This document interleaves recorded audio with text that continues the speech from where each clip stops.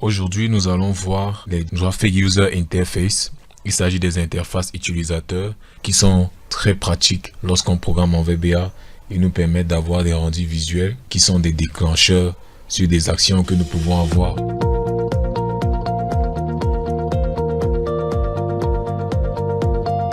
Pour commencer, je suppose que vous avez déjà activé l'option développeur vue dans la première vidéo. Nous venons ici dans Visual Basic. Nous retrouvons notre code précédent. Nous venons ici, nous cliquons sur la petite flèche Insert User Form.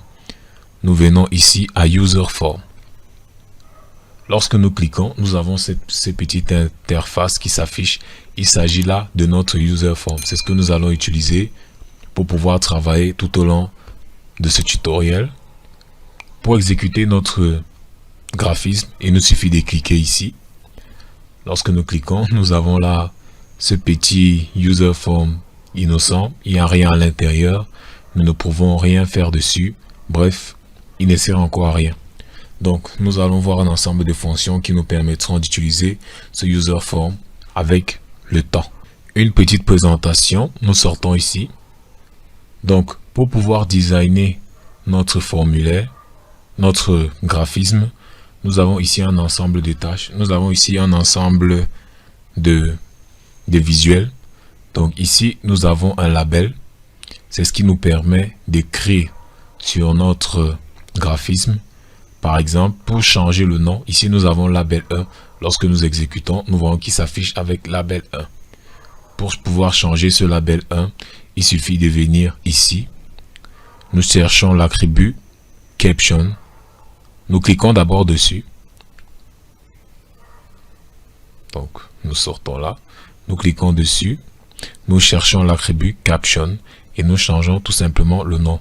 Nous pouvons dire mon interface. Et lorsque nous changeons, il change automatiquement. Nous pouvons le placer là au centre. Et lorsque nous exécutons, nous avons ici mon interface. Bon, ici, il s'agit juste d'un texte. Nous ne pouvons rien faire dessus. Il ne sert pas vraiment de déclencheur. Ici, pour changer aussi le nom, nous pouvons changer comme nous voulons. Nous venons juste dans l'attribut caption, qui est ici. Nous mettons ici, par exemple, test 1. Lorsque nous exécutons, il change automatiquement. Nous venons là et nous avons test 1. Ensuite, dans notre interface, nous avons aussi, nous allons voir un peu les plus importants, ceux qui vont beaucoup nous aider en fonction des spécificités. Bon, ici, nous avons les commandes boutons. Nous venons avec par ici. Les boutons servent effectivement de déclencheur. Lorsque nous cliquons sur un bouton, nous pouvons déclencher une action ou quelque chose d'autre. Par exemple, si j'exécute, ici j'ai un bouton sur lequel je peux cliquer.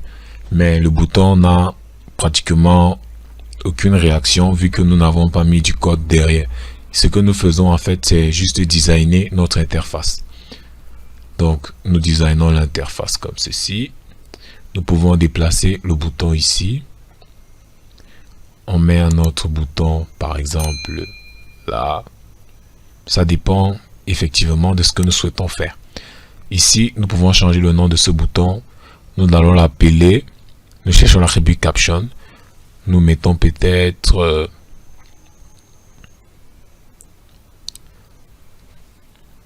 bouton 1. Nous venons ici aussi. Bouton 2. Donc, nous avons là notre petite interface. Aussi, nous avons ce qu'on appelle un tas d'autres trucs. Nous avons ici, par exemple, les text box. Les text box, ce sont des petits espaces où nous pouvons introduire du texte. Par exemple, lorsque nous exécutons, nous avons là mon interface. Nous avons bouton 1, bouton 2 et à l'intérieur nous pouvons écrire du texte et voilà ce que nous pouvons faire. Bref, de manière un peu à la ramasser, nous avons un peu quelques éléments importants des graphismes. Avec le temps, nous pourrons voir comment utiliser d'autres modules un peu plus importants. Nous avons ici les frames, nous avons aussi les multipages et nous verrons ça avec le temps. Bon, nous allons donc nous donner un petit projet. Ok, notre projet sera un projet assez simple. Bon, je vais formuler ça, bon, juste pour que vous puissiez voir. Nous allons entrer un ensemble de valeurs ici à l'intérieur. Par exemple, dans ce carré-ci, pour ne pas trop exagérer. Et nous allons créer une interface avec des boutons qui permettront de compter tous les nombres qui sont à l'intérieur ici, de compter tous les nombres pairs qui sont à l'intérieur de ce carré et de nous donner le nombre de nombres pairs, ou du moins le nombre de nombres positifs, disons ça comme ça, le nombre de nombres positifs qui se trouve dans ce carré-ci. Et avec un autre bouton, nous allons dire le nombre de nombres négatifs ou nuls, ça dépendra. Donc, première étape, nous allons remplir de plusieurs valeurs. On va dire moins 4, c'est...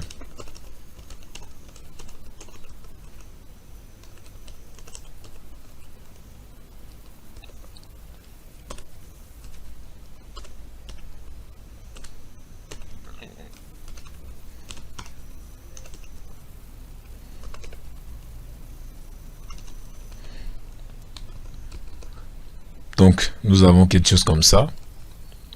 Nous mettons par exemple moins 23. Bon, c'est juste pour pas vraiment perdre du temps dans la vidéo. Nous aurons des valeurs un peu comme ceci. Maintenant, nous allons juste nous limiter dans ce cadre-là. Alors, nous allons créer une interface.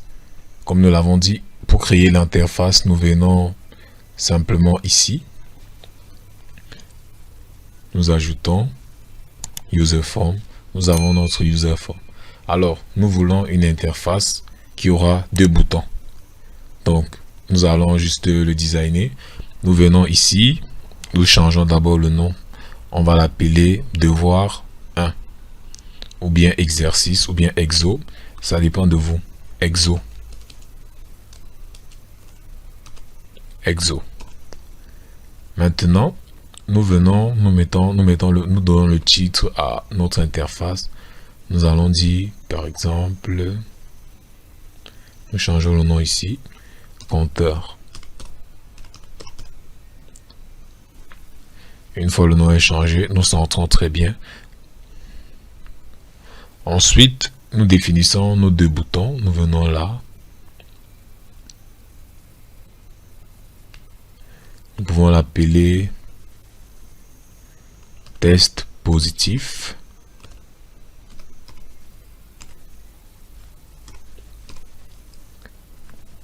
Et de l'autre côté, pour ne pas prendre deux fois, on copie, on colle, on met juste à côté. Et on vient ici, on change juste la partie qui nous intéresse. Test négatif. Ok. Là, nous avons nos deux boutons. Bon, supposons aussi que nous voulons afficher le nombre compté ici. Ça veut dire que nous devons réserver un label qui sera ici et qui va contenir le nombre. Mais par exemple, disons que sa valeur de base sera vide. Ça veut dire que ici, nous ne mettons rien et nous laissons comme ceci. Donc, nous avons cette interface. Lorsque nous exécutons notre interface, nous avons simplement quelque chose comme ceci. Techniquement, si on appuie sur test positif ou test négatif, il n'est pas vraiment capable de comprendre ce que nous voulons, puisque techniquement, nous n'avons pas mis du code derrière lui pour qu'il puisse faire le travail. L'étape suivante consiste maintenant à mettre du code derrière nos boutons. Ok, ce que nous allons faire, nous venons à bouton 1, nous double-cliquons dessus. Ok, lorsque nous double-cliquons dessus, nous avons là cet espace de code. Tout ce que nous allons mettre à l'intérieur de ce code va s'exécuter lorsque nous aurons appuyé ce bouton. je vais prendre un exemple très simple. Par exemple, si je veux que lorsque j'appuie sur ce bouton, la cellule de la case, la cellule des lignes 1, colonne 1, prenne peut-être la valeur 12. Je dis que cells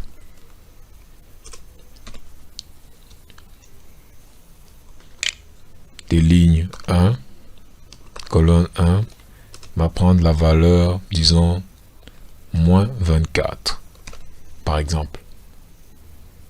Je reviens ici. Lorsque j'exécute, vous remarquez que lorsque je clique ici, la valeur change automatiquement. En fait, tout ce que je vais faire à chaque fois que je vais mettre dans cette ligne de code va directement s'exécuter.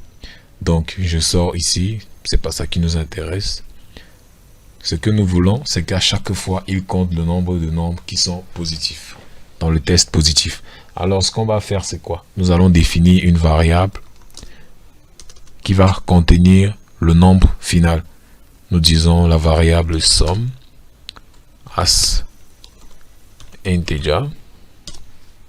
Maintenant, nous allons définir nos compteurs, ceux qui vont à chaque fois balayer de long en large. Donc, on va par exemple, on peut venir ici, virgule, i as integer,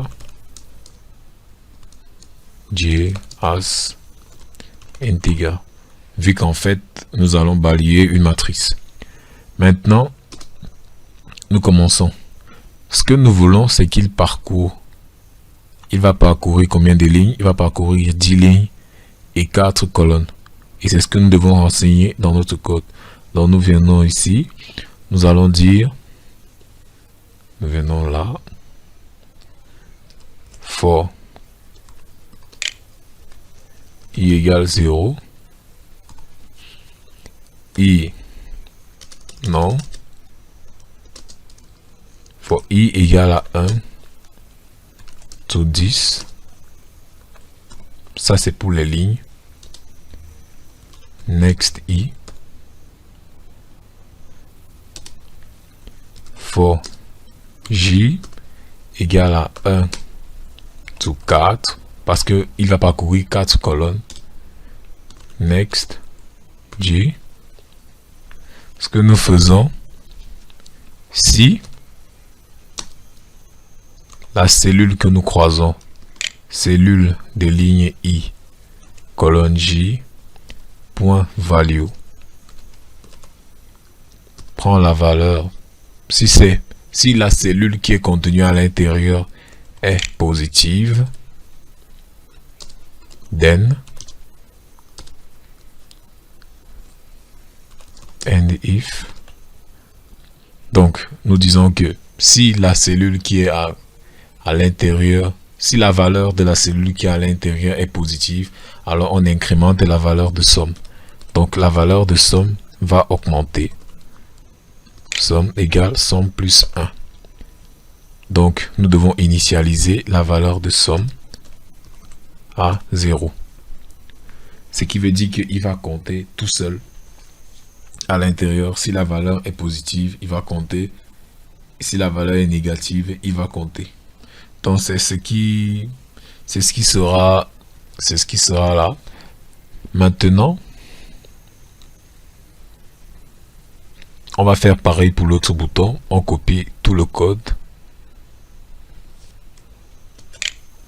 On va dans l'autre bouton. Bouton 2. Non, c'est pas ça. Il faut revenir à l'interface qui nous correspondait. Ah, voilà.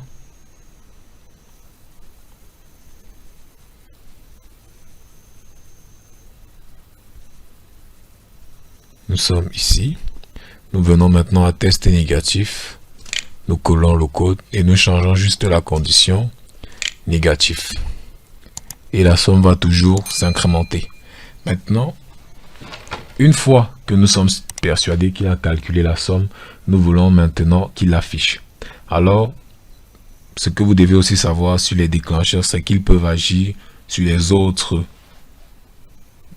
types, par exemple les labels.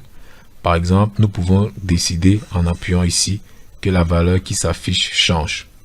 Mais pour ça, nous avons besoin d'avoir accès au nom. Donc, le nom que nous avons pour lui, c'est label2, son attribut. Nous pouvons changer son nom. On peut appeler le nom result. Par exemple. Et là, lorsque nous revenons dans notre code, nous allons donc dire qu'à la fin, result, point. Le code comprend tout seul, caption, c'est-à-dire la valeur d'affichage. Il va prendre la valeur qui sera donc la valeur de somme que nous affichons. Nous faisons pareil pour notre partie result.caption qui va prendre la valeur somme. Nous venons aussi ici. Ah, il y a un problème. Ici, c'est le bouton positif. Nous reprenons le code. CTRL-C. Nous mettons là. Il va jouer pour le rôle de positif. Ok. Nous avons donc notre code qui est bon. Nous pouvons le tester. Lorsque nous exécutons, nous venons là. Nous appuyons sur test positif. 31. Il a compté tout seul pour nous. Et test négatif 9. C'est qui se vérifie. 31 plus 9, ça fait 40. Qui correspond au produit de 10 fois 4. Dont notre code a bel et bien marché.